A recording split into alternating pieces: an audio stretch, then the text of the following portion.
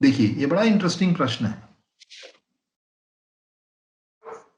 एक संख्या p-5 को जब 8 से विभाजित किया जाता है तो शेषफल के रूप में 5 मिलता है, या 5 शेषफल के रूप में मिलता है। p को 8 से विभाजित करने पर क्या शेषफल प्राप्त होगा?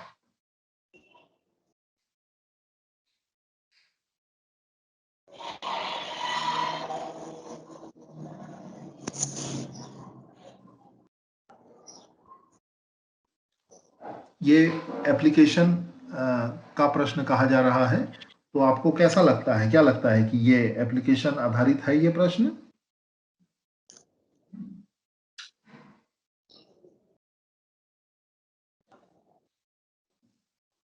कुछ अनूप जी या शिव जी, अगर आप कुछ कहना चाहें इसके ऊपर, इस प्रश्न के ऊपर। जी हाँ सर।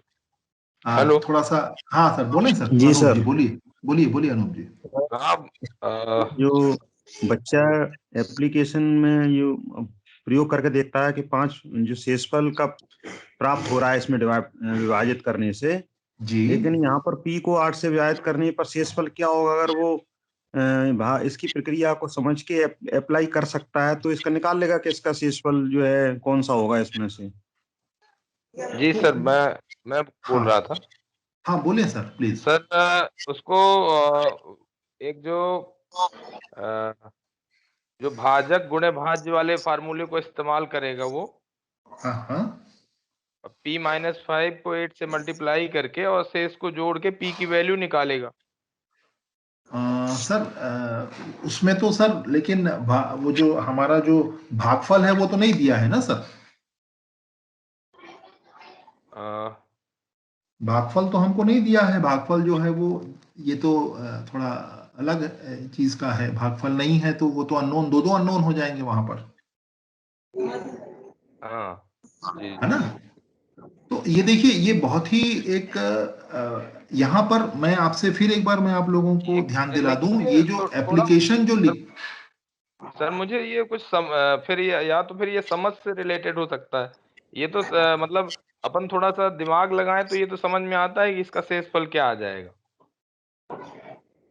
मैं वही कह रहा हूं सर। मैं यहाँ पर आप लोगों को एक बार फिर आप लोगों का ध्यान आकृष्ट इस पे करना चाह रहा हूं कि ये एप्लीकेशन वो 4 स्तरों में से किसी एक स्तर का है, जिसमें कि एनालाइजिंग और क्रिएशन और इवेल्युएशन सारी चीजें शामिल हैं, है ना सर। मैं बार बार आपको ये कह रहा हूँ, ये एप्लीकेशन से आप अप्लाइंग को जो है उस पे कंफ्यूजन नहीं होगा, अब ना हो आप लोगों को। एनालाइजिंग से होगा क्या सर? नहीं, मैं अभी मेरा मतलब, मैं वो 4 जो स्तर हम लोगों ने देखे थे, जिसको हम लोगों ने कैटेगराइज किया है, मैकेनिकल, देन हमारा अंडरस्टैंडिंग और एप्लीकेशन। एप्लीकेशन के अंदर में हमारे अप्लाइंग, एनालाइजिंग, इवेल्युएटिंग और क्रिएटिंग, ये चारों स्तर हैं। तो इन चारों स्तरों में से किसी स्तर पे ये प्रश्न हो सकता है सर, अभी ये है। लेकिन अगर आप इसके प्रश्न के कंसेप्चुअल कंसेप्ट को देखेंगे अगर, तो कंसेप्ट इस प्रकार का है। हम लोग आ जाएं प्रश्न पे। अगर हम प्रश्न को देखें तो प्रश्न ये कहता है कि p-5 को 8 से विभाजित किया जाता तो 5 शेषफल के रूप में बचता है। तो p को 8 से विभाजित, हाँ, क्योंकि अपन को ये मतलब उस बेस पे है कि जैसे p-5 यानी p में हमने 5 को कम किया, तो p-5 को जब हम 8 से विभाजित करते हैं तो 5 बचता है। तो p को करेंगे, इसका मतलब है कि फिर वो 5 बचेगा नहीं, फिर वो 0 बचेगा, क्योंकि वो टोटल 8 से डिवाइड हो जाएगा। यानी मतलब ये हमारा एनालिसिस से रिलेटेड, उसको अपन एनालाइज कर सकते हैं, एनालिसिस कर सकते हैं कि जब हमको p में कम किया 5 और हम 8 से डिवाइड कर रहे हैं तो 5 बच रहा है, इसका मतलब 5 कम करने पर 5 बच रहा है। तो 5 कम नहीं कर रहा है, डायरेक्ट p में 8 से डिवाइड कर रहे हैं, इसका मतलब वो बचेगा नहीं, 5 मतलब डायरेक्ट डिवाइड हो जाएगा फिर वो। थोड़ा 1 मिनट सर, इसको थोड़ा सा देखिए और डीप में सोचने की जरूरत है। मेरी आप लोगों से सर उसमें 2 बचना चाहिए, क्योंकि वो 10 बचेगा फिर 5 और शेष उसका 5 तो p में करेंगे तो शेषफल 10 बचेगा। तो देखिए इसका मतलब जब 8 से डिवाइड करेंगे तो 2 बचेगा। सर मैं हाँ, एक बार में एक साथी बोलें सर प्लीज, बाकी अपना म्यूट कर लें माइक प्लीज। सुदर्शन सुरेंद्र जी आप कुछ बोल रहे हैं क्या, बोलना चाह रहे हैं सुरेंद्र जी? नहीं। हाँ, अनूप जी कुछ बोल रहे हैं या देवेंद्र जी बोल रहे हैं, बताइए। सर मैं बोल रहा हूँ देवेंद्र। जी सर सर बोलें। मैं इसको किस तरीके से समझ पा रहा हूँ, सॉल्व कर रहा हूँ, वो प्रोसेस बता रहा हूँ मैं आपको। जी सर। जैसे p-5 को 8 से विभाजित करने पर 5 शेषफल बच रहा है।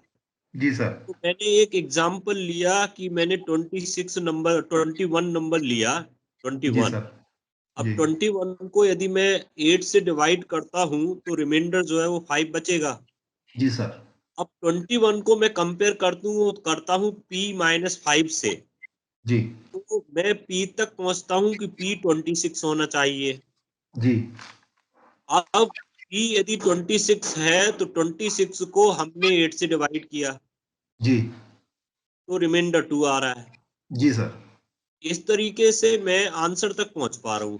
ठीक है सर। मैं तो जी ठीक, आप जो उदाहरण ले रहे हैं सर वो बिल्कुल ठीक है, मतलब ये एक पर्टिकुलर नंबर के लिए आपने जो कहा वो सही है, पर इसको अगर हम लोग थोड़ा सा इसको जनरलाइज वे में अगर आप देखना चाहें इसको, तो आप इस तरीके से समझ सकते हैं सर कि p-5 को अगर 8 से आप भाग देते हैं तो 5 शेषफल बचता है।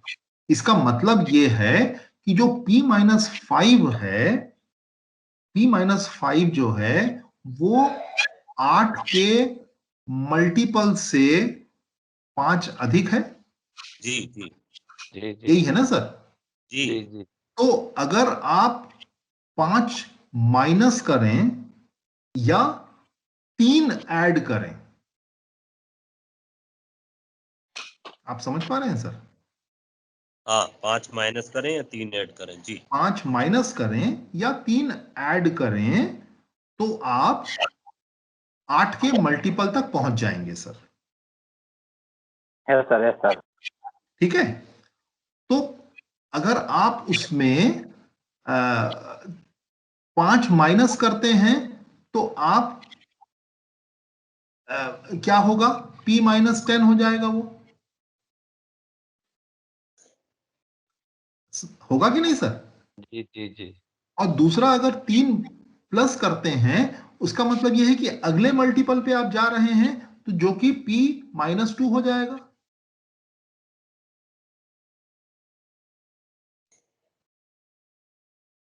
यहां पर शायद हम लोगों को बोर्ड और चौक की जो है वो कमी महसूस होती है सर टेक्नोलॉजी के उसमें बाकी जो अभी देवेंद्र जी ने जिस तरीके से वो एक उदाहरण लेकर के निकाला, उनका आंसर बिल्कुल सही है सर, इसका सही आंसर बी ही है।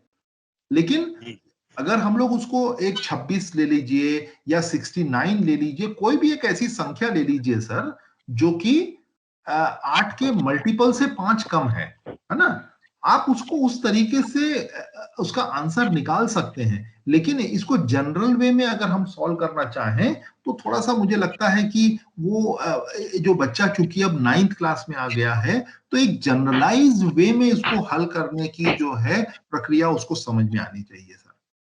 तो ये जो है एक तरीके का यहाँ पर जो एक वो अपने जो पूर्व ज्ञान जो उसको मिल चुका है शेषफल के बारे में और भाग के बारे में, उसका वो यहाँ पर एक एप्लीकेशन जो है वो कर रहा है। उसको वो सिचुएशन को एनालाइज करते हुए उस ज्ञान का जो है यहाँ पर एप्लीकेशन करके यहाँ वो उत्तर वो निकाल सकता है सर। तो अभी फिलहाल हम लोग उसकी उत्तर या उसकी प्रक्रिया जो है जैसी भी होगी, हम लोग उसके ऊपर आगे भी कभी चर्चा कर सकते हैं सर। पर अभी इंपॉर्टेंट ये है कि एक एप्लीकेशन जो लेवल का जो प्रश्न है वो किस प्रकार का हो सकता है, ये अभी आप लोगों के सामने रखना जो है वो ज्यादा मुझे लगता है वो इंपॉर्टेंट है।